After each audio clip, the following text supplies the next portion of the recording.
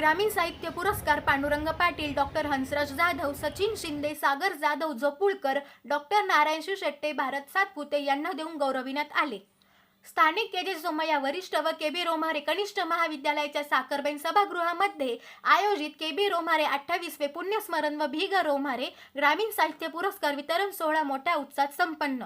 या कार्यक्रमाच्या अध्यक्षस्थानी महाराष्ट्र विधान परिषदेचे माजी सदस्य डॉक्टर सुधीर तांबे तर भी. ग. रोम्हारे ट्रस्टचे अध्यक्ष अशोकराव रोम्हारे व सचिव रावसाहेब मोरे यांची प्रमुख उपस्थिती होती. यावेळी प्रमुख अतिथी भारतीय मराठी साहित्य संमेलनाचे माजी अध्यक्ष उत्तम कांबळे म्हणाले की महाराष्ट्राच्या राजकीय चारित्र्याच्या नैतिकतेचा व मूल्यांचा इतिहास जर कुणाला लिहावासा वाटला तर त्या पुस्तकातील खूप जागा के.बी. रोम्हारेंचे व्यक्तिमत्व घेईल. आजच्या राजकारणातील नागवेपण संपवायचे असेल तर केबींसारख्या तत्वनिष्ठ राजकारण्यांची गरज आहे.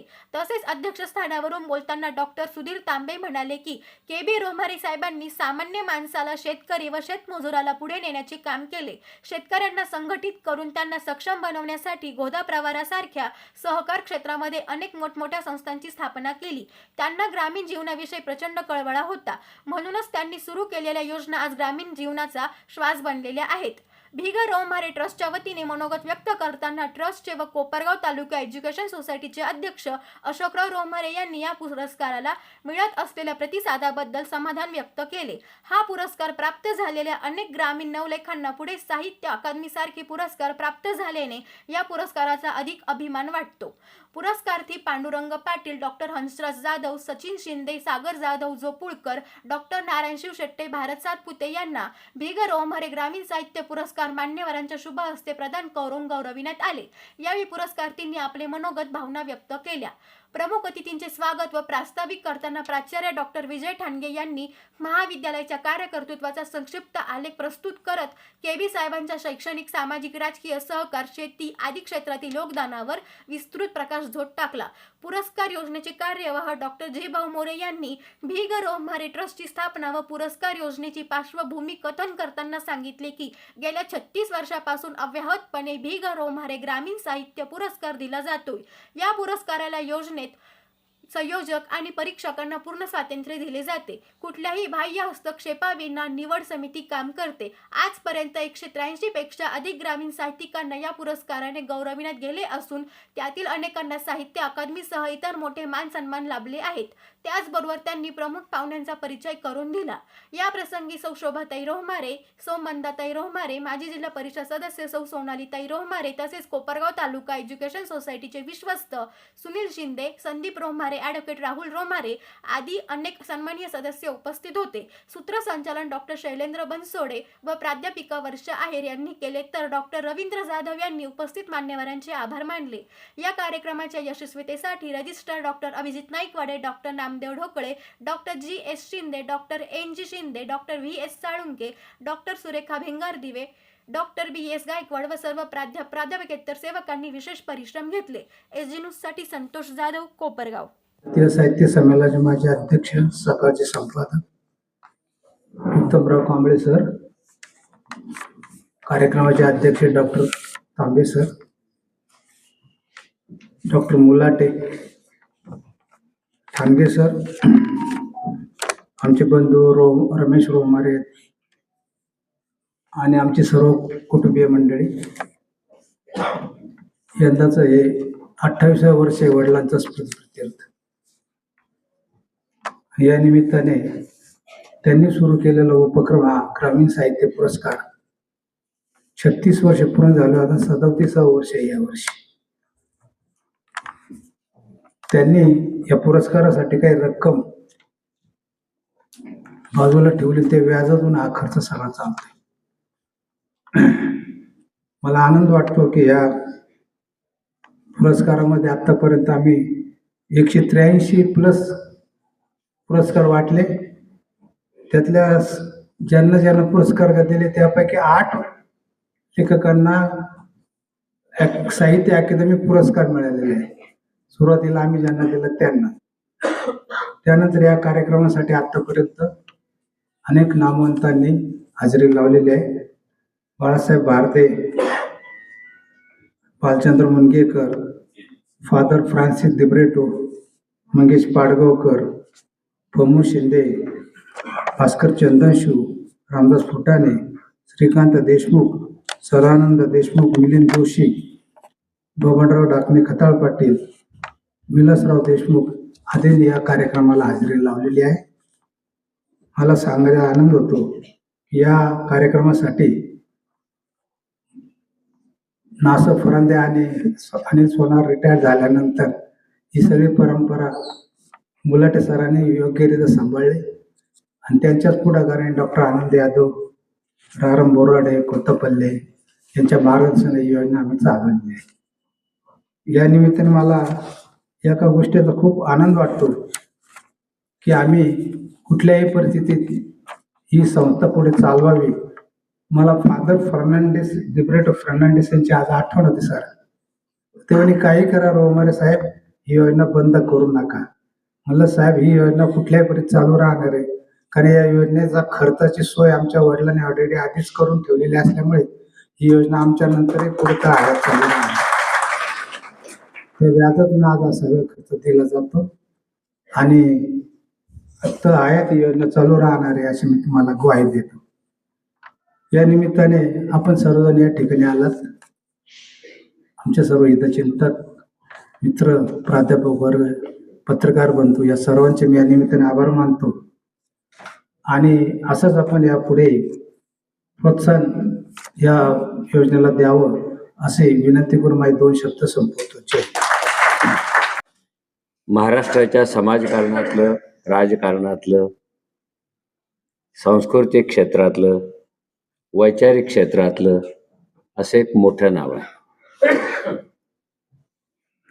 महाराष्ट्राचा आतापर्यंत वेगळ्या वेगळ्या अंगाने इतिहास लिहिलेला आहे. राजकीय इतिहास, साहित्यिक इतिहास, सामाजिक इतिहास, आर्थिक इतिहास, असं वेगळ्या वेगळ्या अंगाने महाराष्ट्राचा इतिहास लिहिला गेलाय, लिहिला जाईल. पण महाराष्ट्राच्या चारित्र्याचा इतिहास अजून फारसा कोणी लिहिलेला नाही. जर उद्या कोणाला वाटलं तर राजकीय इतिहासाप्रमाणे महाराष्ट्राच्या राजकीय चारित्र्याचा, नैतिक चारित्र्याचा, मूल्य चारित्र्याचा इतिहास लिहावा. जर कोणी तो लिहिला तर ती जी काही इतिहासाची पानं असतील, 5, 50, 100, त्या पानातली खूप जागा रोहमारे नावाचा नेता व्यापून राहील, याविषयी मला शंका नाहीये. आगवेपण लपवण्यासाठी, ते संपवण्यासाठी समाजाला चारित्र्यवर्धक माणसाची गरज असते.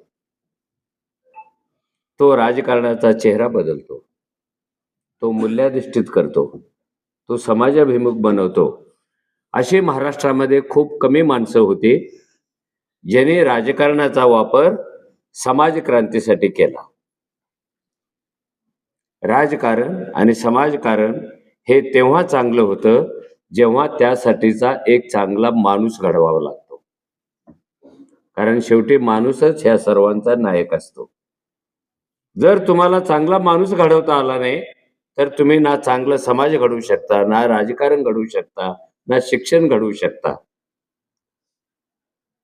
सगळ्याचा प्रारंभ माणूस आहे आणि त्याने आयुष्यभर माणसाला हात घातला, त्याच्याशी खेळ मांडला, त्याच्या जीवनाची वेगळी वेगळी अंग फुलवण्यासाठी त्याने आयुष्यभर प्रयत्न केले.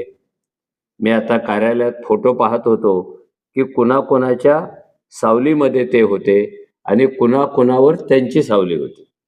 दोन्ही गोष्टी होत्या.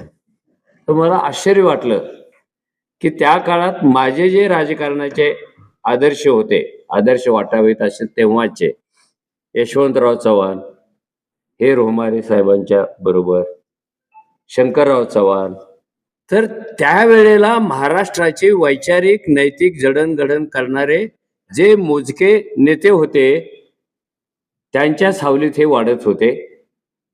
आणि कोणीतरी उल्लेख केला, क्रांतिश्री नाना पाटील, पत्री सरकार या देशातलं पहिलं आणि शेवटचं. तुम्हाला माहितीच नाही पत्री सरकार कशाला म्हणतात. जे गुन्हेगार महिलांना त्रास देतात, व्यसनं वाढवतात, दरोडे टाकतात, त्यांना पकडायचं आणि त्यांच्या पायाला पत्रा मारायचा नाला टोकून. खेळे ठोकून. त्याने आयुष्यात असलं काम कधीच करता कामा नये. ते क्रांतिश्री नाना पाटील रोहमारे साहेबांच्या सानिध्यात होते, त्यांना इथे बोलवलं होते.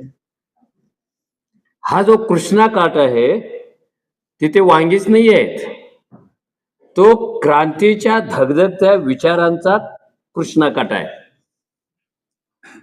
आणि त्या कृष्णा काठाची आणि गोदा काठाची एक ओळ घडवून देण्याचं काम रोहमारे साहेबांनी केलं. तिकडची क्रांती सगळी इकडे आणली, इकडची तिकडे नेले. खरं तर महाराष्ट्रात एकेकाळी नगर हा क्रांतिकारी जिल्हा होता. प्रत्येक घरावर बावटाच होता. बावटा म्हणजे क्रांतिकारी. आणि मला हा जिल्हा खूप भावायचा. पण मी मगाशी डॉक्टर साहेबांना सांगत होतो, मी नाशिकला आलो तेव्हा पहिल्यांदा नगर जिल्ह्यातल्या तेव्हाच्या नेत्यांना मी भेटलो.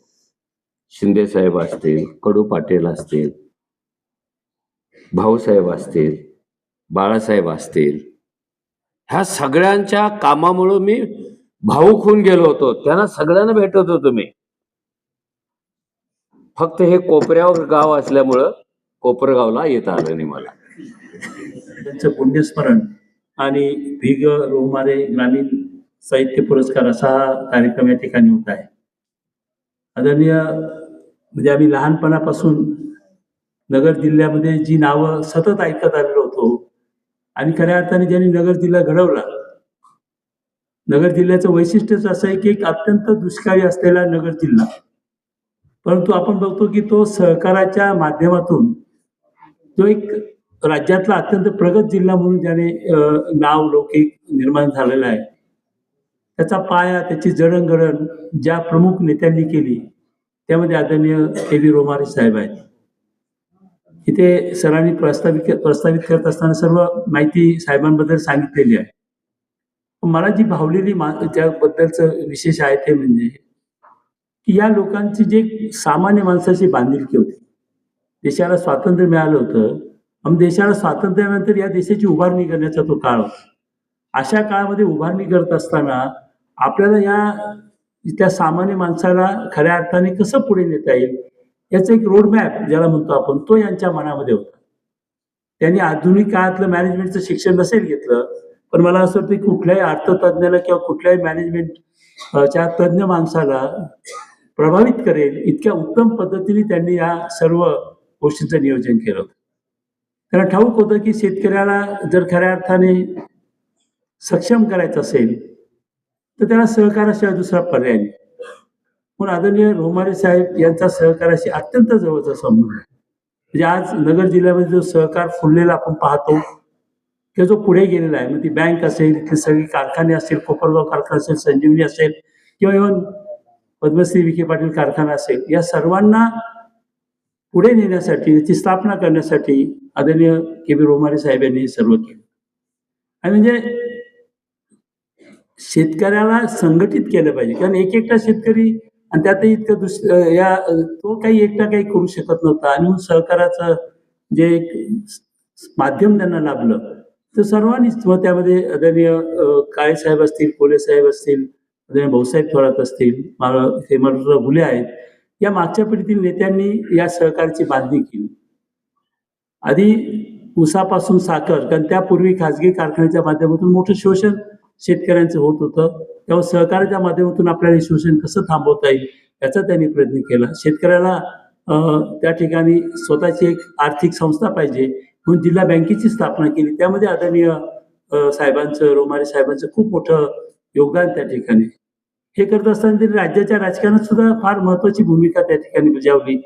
आमदार म्हणून काम करत असताना आदरणीय यशवंतरावजी चव्हाण साहेब यांना समर्थ अशी साथ दिली. तेव्हा असं एक मी सांगतो की एक अशी व्यक्तिमत्व ही खऱ्या अर्थाने संपूर्ण नगर जिल्हा घडवण्यामध्ये त्यांचा मोलाचा वाटा होता, सिंहाचा वाटा होता. असे आदरणीय के.व्ही. रोहमारे साहेब यांचं आज पुण्यस्मरण करतोय आपण. मित्रांनो, मला या निमित्ताने एवढंच पाहायला पाहिजे की एक जे त्यांचा जो वारसा आहे तो समर्थपणे या मागच्या पिढीतील लोकांमध्ये जे एक समर्पण होतं, सगळ्यात महत्वाचं म्हणजे त्यांची एक बांधिलकी होती, ज्याला आपण इंटिग्रिटी म्हणतो, जी एक इथल्या समाजाशी, इथल्या प्रश्नांशी त्यांची जी बांधिलकी होती ती त्यांनी त्या ठिकाणी जपली आणि त्यातून त्यांच्या नैतिकतेने, उच्च नैतिकतेच्या तत्वातून त्यांनी खऱ्या अर्थाने हे सर्व पुढे नेलेलं आहे. देत असताना समाजाच्या या नेतृत्वाला बळ देणारं किंवा समाजाला जागृती निर्माण करण्याचं काम साहित्यिक निश्चितपणाने करू शकतात. कारण शेवटी आपण म्हणतो की क्रांती काय तलवारीने होत नसते, ती एका लेखणीने होत असते. त्या लेखणीचं सामर्थ्य तुमच्यामध्ये आहे. आपल्या सर्वांना या ठिकाणी आपण या ठिकाणी पुरस्कृत केलं. अतिशय मला निश्चितपणाने रोमारे साहेब, के बी रोमारे साहेब यांचं, कारण ही व्यक्तिमत्व फार वेगळी होती मित्रांनो. ते राजकारणाचा विचार समाजाच्या बदलाच्या दृष्टीने करत होते. मग समाज जर बदलायचा असेल त्याचा विविध अंगाने विचार केला पाहिजे, त्याचं शिक्षण म्हणून विचार केला पाहिजे. म्हणून साहेबांनी ही संस्था स्थापन केली. त्याचा साहित्य म्हणून विचार केला पाहिजे, कारण साहित्य खूप महत्वाचं असतं.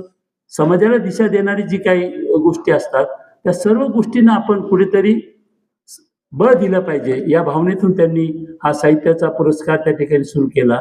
आणि त्यांनी स्वतः त्या ठिकाणी रक्कम गुंतवली आणि त्याच्यातून हा प्रोग्राम ह्याच चालू राहील अशा प्रकारचा विचार त्यांचा त्या ठिकाणी होता. किती दूरदृष्टीचे आणि अशा विचाराचं हे नेतृत्व आपल्याला लाभलं होतं. आणि म्हणून त्यांच्या स्मृतीप्रित्यर्थ आज आपण इथे एकत्रित आलो आहोत. मी त्यांच्या पवित्र स्मृतीला पुन्हा अभिवादन करतो. आणि त्यांच्यातनंच प्रेरणा आपल्याला घ्यावी लागते. आपण म्हणतो प्रेरणा नाहीत, परंतु आपल्या या जुन्या पिढीकडे पाहिलं तर निश्चितपणाने या प्रेरणा आपल्याला त्या ठिकाणी सापडतात. त्यांच्याकडनं प्रेरणा घेऊन पुन्हा एकदा आपल्याला जे काही आज देशामध्ये प्रतिक्रांतीचं वारं चालू आहे ते थोपवण्याचं काम नव्या पिढीला या ठिकाणी करायचंय. ते करण्याची शक्ती आणि बळ आदरणीय के बी रोमारे साहेब यांच्या व्यक्तिमत्वातून आपल्याला निश्चितपणाने मिळेल. मला आमचे मित्र अशोकरावजी रोमारे साहेब यांच्या अण्णांचं इथे मनापासून, म्हणजे अण्णांनी सुद्धा इथे मी पाहतो की शिक्षण क्षेत्रात एवढं लक्ष घातलं. प्रसिद्धी परांगमुख आहे जे करतात, हे संस्थेचा इतका मोठा लौकिक त्यांनी वाढवलेला आहे. परंतु या सगळ्यांपासून दूर राहून आणि कुठल्याही प्रसिद्धीच्या पाठीमागे न लागता अण्णा या ठिकाणी कार्य करत आहेत, शिक्षणाचं कार्य करत आहेत. एक मोठा वारसा जो त्यांना के बी रोमारे साहेबांचा लाभलेला आहे तो पुढे नेण्याचं काम ते करत आहेत. त्यांचंही या ठिकाणी मनापासून अभिनंदन करतो आणि माझे 2 शब्द संपवतो. धन्यवाद. रत्ने शब्दांचे शस्त्रे यत्न करू, शब्दचे आमच्या जीवाचे जीवन, शब्द वाटू धन जन लोका, तुका म्हणे पहा शब्दची हा देव, शब्दाची गौरव पूजा करू.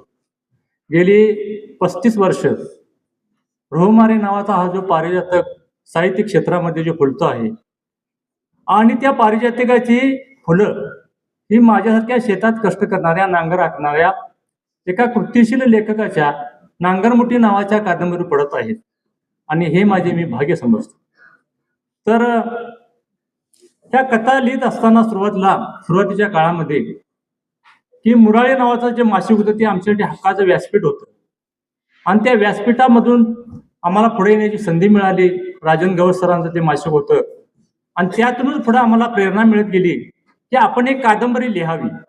आणि कादंबरी लिहित असताना की माझ्या घरामध्ये जी चालत आलेली वारकरी परंपरा होती आणि जी परंपरा जी आतापर्यंत शेतकरी जो बांधा पेढावरती परंपरा पाळत आलेला आहे की भुकेलेलं अन्न आणि तहानलेल्या पाणी देणं हा जो त्याचा शेतकऱ्याचा धर्म आहे, हा तो धर्म आतापर्यंत सांभाळत आलेला आहे.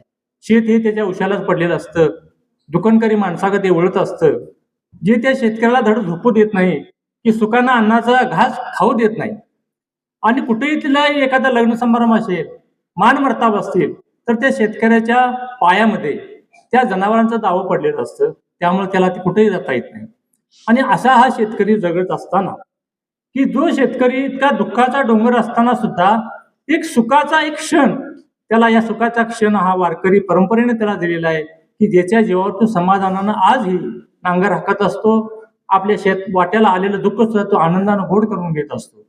आणि ही जी परंपरा आहे आणि ही परंपरा त्यासाठीच मला महत्वाची वाटते की ही परंपरा माणूस उभा करणारी आहे.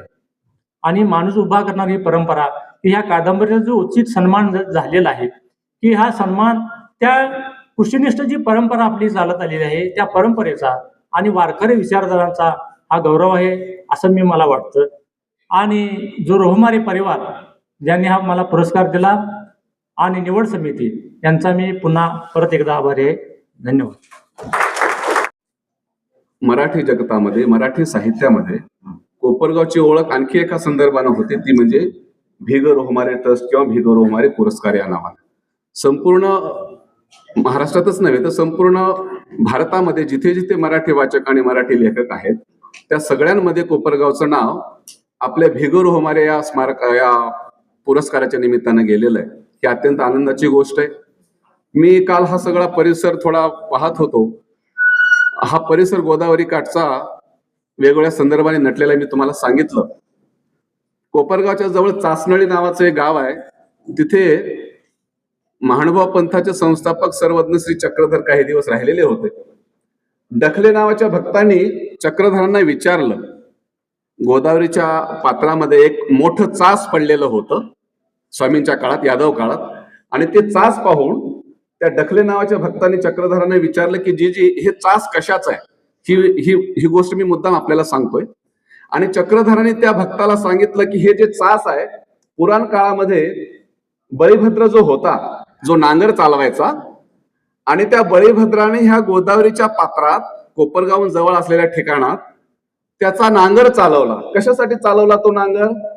तर गोदावरीचं पात्र हे कोरडं होतं पूर्णतः, आणि बळीभद्रानं नांगर चालवून हे गोदावरीचं कोरडं पात्र प्रवाहित केलं आणि गोदावरी तुडुंब भरून वाहू लागली. आणि म्हणून हे मोठं चास पडलेलं आहे, आणि म्हणून त्या गावाला चासनळी असं नाव आहे. मला ती गोष्ट, ते मिथक महत्वाचं वाटत नाही, पण सर्वज्ञ श्री चक्रधरांनी हा सगळा गंगा तीरचा जो परिसर आहे, गोदावरीचा परिसर आहे, तो आपल्या ज्ञानाने आणि तत्वज्ञानाने प्रवाहित केलेला प्रदेश आहे. आणि तीच गोष्ट पुढे संत ज्ञानेश्वर माऊलींनी केली आणि मराठी साहित्याचा, मराठी भाषेचा जो जागर ह्या गोदावरीच्या दोन्ही काठावर झालेला आहे, त्या सगळ्यामध्ये आपलं हे ठिकाण वसलेलं आहे. आणि भिग रोहमारे त्या सगळ्या सर्वज्ञाच्या आणि संत ज्ञानेश्वरांच्या मराठी भिमुख संस्कृतीशी जोडलेला आहे. ही गोष्ट मला महत्वाची वाटते. मित्रो, वर्तमान काळ हा माणसाला धर्माच्या, जातीच्या, संप्रदायाच्या नावावर एकमेकांपासून तोडण्याचा काळ आहे. बटेंगे तो कटेंगे अशा वल्गना अनेक लोक करतात, एकमेकांना तोडतात. पण आपल्या अवतीभोवती परधर्मी लोक किती गुण्यागोविंदाने राहतात. त्यांचा मोहरम सारखा सण ते किती सुंदर करतात. आणि हिंदू बांधव सुद्धा खेड्यापाड्यातले या मुसलमान बांधवांसोबत किती गुण्यागोविंदाने तो सण उत्साहाने साजरा करतात. अल्लाहला सुद्धा आमचा देव म्हणतात, त्यांना नमस करतात. ही गोष्ट मला या संग्रहातून सांगता आली. ही जी गंगा जमुनी तहजीब आहे, ती तहजीब मला माझ्या लेखणीच्या माध्यमातून वाचकांपुढे मांडता आली. आणि ही गोष्ट मला महत्वाची वाटते. ह्या अशा लेखनाला आपण सगळेजण पाठबळ देत आहेत, त्याबद्दल आदरणीय अण्णा आपले आणि सगळ्या संयोजकाचे मी आभार व्यक्त करतो. त्यांना धन्यवाद देतो. थांबतो. रोहमारे ग्रामीण साहित्य पुरस्कार झाल्याचा क्षण म्हणजे माझ्या मातीतल्या माणसांनीच माझ्या खांद्यावर प्रेमाने हात ठेवला आहे अशी जाणीव होऊन जाते. शेतीच्या ढेकळातून, बाजारभावातून, कृषी दुकानाच्या काउंटरवरून आणि रात्री उशिरापर्यंत लॅपटॉपमध्ये लिहिलेल्या कवितेच्या ओळींचा असा सन्मान, ओळी अशा आज सन्मान मिळवत आहेत. हे शब्दांत मांडताना खरोखरच मन भरून जातं. या पुरस्काराच्या निमित्ताने मनात कृतज्ञतेची एक खोल लाट मनात उचमळत आहे. माझ्या घरच्यांनी, गावकऱ्यांनी, वडीलधाऱ्यांनी आणि वाचकांनी माझ्यावर दाखवलेला विश्वास हा या कवितेचे खरे भांडवल आहे. डॉक्टर शिरीष लांडगे, डॉक्टर दिलीप धोंडगे, कवी लक्ष्मण बारहाते, आमच्या उमराण्याचे डॉक्टर सुदाम मोरे, डॉक्टर विजय ठाणगे, अशोक रोहमारे, कविकुळातला मित्र अमोल चिने, तसेच मान्यवर परीक्षकांनी आणि रोहमारे ट्रस्टने दिलेला हा सन्मान म्हणजे या मातीच्या दुखण्याला, तिच्या करुण स्वराला दिलेला मान आहे असं मला वाटतं. पुढचा प्रवास नक्कीच अधिक प्रेरणादायी आणि जबाबदारीचा आहे. शब्द अधिक प्रामाणिक ठेवायचे, भूमिका अधिक स्पष्ट ठेवायची आणि माणसाच्या बाजूने, मातीच्या बाजूने ठाम उभं राहायचं. वैयक्तिक आयुष्यात मी अगदी रिच म्हणजे सदन अशा घरातून, जोपूळ सारख्या लहान गावातून, छोट्या गल्ल्यांतून वाढलेला माणूस आहे. घरातल्या ज्येष्ठांनी पेरलेली कष्टाची आणि प्रामाणिकतेची बीजे माझ्या स्वभावात रुजले आहेत. इथे उपस्थित असलेले माझे वडील संजय जाधव हे जोपूळ गावचे जवळपास 25 ते 30 वर्षे सरपंच होते. सरपंच म्हणजे गावचे कारभारी. गावगाड्याचे खरे प्रश्न दिवस उगवल्यापासून पाहत आलेलो. वयाने मोठा होत राहिलो तसा दिवसभराचा व्याप, घरची जबाबदारी, व्यवसायाचा तणाव आणि आतून सतत टोचणारे मातीचे प्रश्न या सगळ्या घडामोडीत माझ्या कवितेसाठी एक भावनिक शाश्वतवास बनत गेला. म्हणूनच ही कविता केवळ अभिव्यक्ती नसून माझ्या जगण्याचा, माझ्या अस्वस्थतेचा आणि आशेचा दस्तऐवज आहे. व्यावसायिक जीवनात मी कृषी निविष्ठा विक्री केंद्र चालवतो. एकीकडे खत, औषधं, बियाणं आणि कीटकनाशक देताना शेतकऱ्याच्या डोळ्यातल्या चिंता वाचतो, तर दुसरीकडे त्याच मातीच्या वेदना कागदावर उतरवत नफ्या तोट्याच्या हिशोबातून जगणारं व्यावसायिक जग आणि माती यांचा हिशोब जुळवणारा साहित्यिक अनुभव, या दोन्ही स्वभाव दोन्हीमध्ये तणाव निर्माण होतो. पण कदाचित हा संघर्ष माती मागते पेनकिलर मधल्या ओळींना आधार देतो. दैनंदिन व्यवहारात शेतकऱ्याला औषधाची बाटली देताना मनात प्रश्न दाटत राहतो, खरी पेनकिलरची गरज मातीला आहे की माणसाला, की व्यवस्थेला, की विवेकाला? खरं तर आज उशीर झालाय आणि वेळ फार कमी आहे. मी शेवटची कविता सादर करतो आणि थांबतो. कवितेचं शीर्षक आहे झोळीत वारा विकायला ठेवलाय. झोळीत वारा विकायला ठेवलाय. रोज झडणाऱ्या मुलाखतींमध्ये सर्टिफिकेट खरं बोलत नाही. रोज झडणाऱ्या मुलाखतींमध्ये सर्टिफिकेट खरं बोलत नाहीत. उत्तरं खरी सांगून देखील नॉलेज कंपनीच्या कामाचं नाही. हाताशी धरून मोबाईल ऑनलाईन अर्जात शोधत राहिलो भविष्य. हाताशी धरून मोबाईल ऑनलाईन अर्जात शोधत राहिलो भविष्य. बाप सांगतो 2 पैसे कमव, आई म्हणते लग्नापुरतं तरी जमव.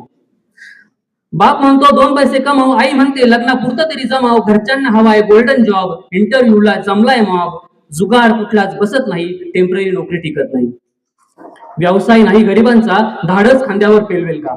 व्यवसाय नाही गरिबांचा, धाडस खांद्यावर पेलवेल का? नवक्या पोरानं थाटावं दुकान, मातब्बराला पचेल का? बाबडी खालच्या सावलीत राहू पाहणारे आम्ही. बाबडी खालच्या सावलीत राहू पाहणारे आम्ही. रोजगाराच्या हिशोबात हाताची झिजवतो नख, आणि हातात काही उरत नाही तरी फडफडत राहतात पख. धंद्याची ओढ नफ्याचा मळवट याचं गणित राहतो सोडवत. धंद्याची ओढ नफ्याचा मळवट यांचं गणित राहतो सोडवत. शेठ बोलले माल लगाव माल मिलेगा. शेठ बोलले माल लगाव माल मिलेगा. कर्जाचा बोजा घेतलाय डोळ्यावर, परतीचे दोर तानाजीने कापले. आता करावंच लागेल सिंहगड कापीस. मेहनतीच्या जोरावर करतोय तजबीज. धंद्याच्या दारावर डिग्री लावून भिंगरी फिरवली. धंद्याच्या दारावर डिग्री लावून भिंगरी फिरवली. चॉकलेट दाखवून विकेट बिस्किट. झोळीत वारा विकायला ठेवलाय. झोळीत वारा विकायला ठेवलाय. मुलाखतीत सांगतोय पोरांनो धंद्यात या. ही गोष्टच आहे मोठं होण्याची. ही गोष्टच आहे मोठं होण्याची.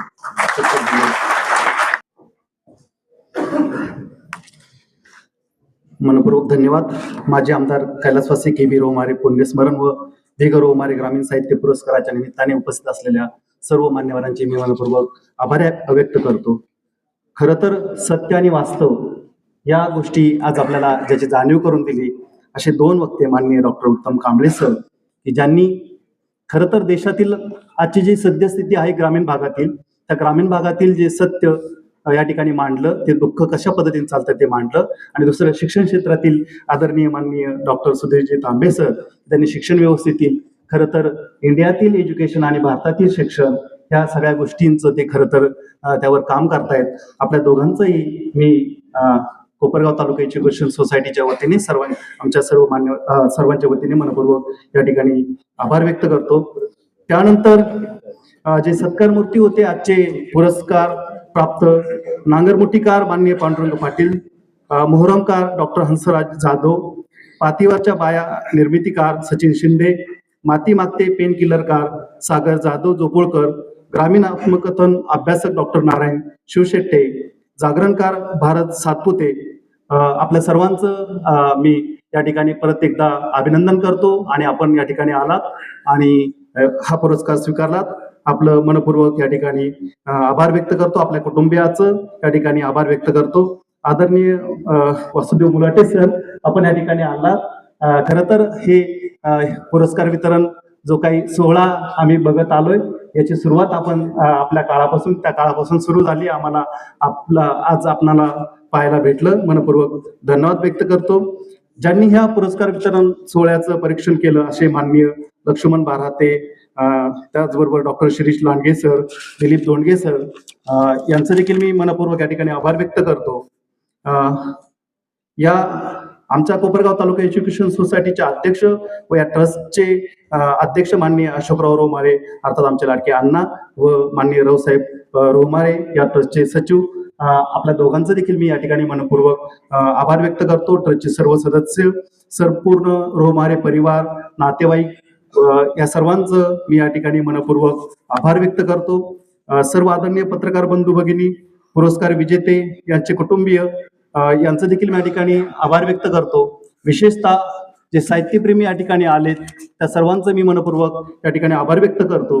कारण साहित्यिकांनी शब्द वेचावे, पुस्तकरूपी ते पेरावे, परंतु जोपर्यंत वाचक ते वाचणार नाहीत तोपर्यंत ती धग ते वास्तव त्या ठिकाणी समाजापुढे जाणार नाही, त्या सर्व साहित्यप्रेमींचं देखील मी मनपूर्वक या ठिकाणी आभार व्यक्त करतो. आणि सर्वात महत्वाचं खरं तर हा साहित्य पुरस्कार वितरण सोहळा हा जगन्नाथाचा रथ आहे सर. आणि हा जगन्नाथाचा रथ जो चालतो त्याला चावी आमच्या महाविद्यालयाचे माननीय प्राचार्य सर देत असतात. आणि सांगायला आनंद होतो. खरं तर आमचे जे प्राचार्य आहेत सध्या ते भाषेचे आहेत आणि साहित्यावर प्रेम करणारे आहेत.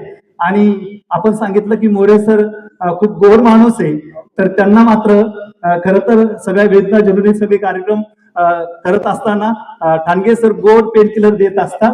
आणि त्यामुळे हा जगन्नाथाचा रथ खूप सुंदर पद्धतीने त्या ठिकाणी चालू आहे. त्याचबरोबर आमचे सर्व सहकारी प्राध्यापक कर्मचारी सर्व स्टाफ आणि खरं तर या पुण्यस्मरण आणि पुरस्कार वितरण सोहळ्यासाठी उपस्थित असणाऱ्या सर्वांचं मी पुनश्च एकदा या ठिकाणी आभार व्यक्त करतो आणि या ठिकाणी थांबतो. धन्यवाद.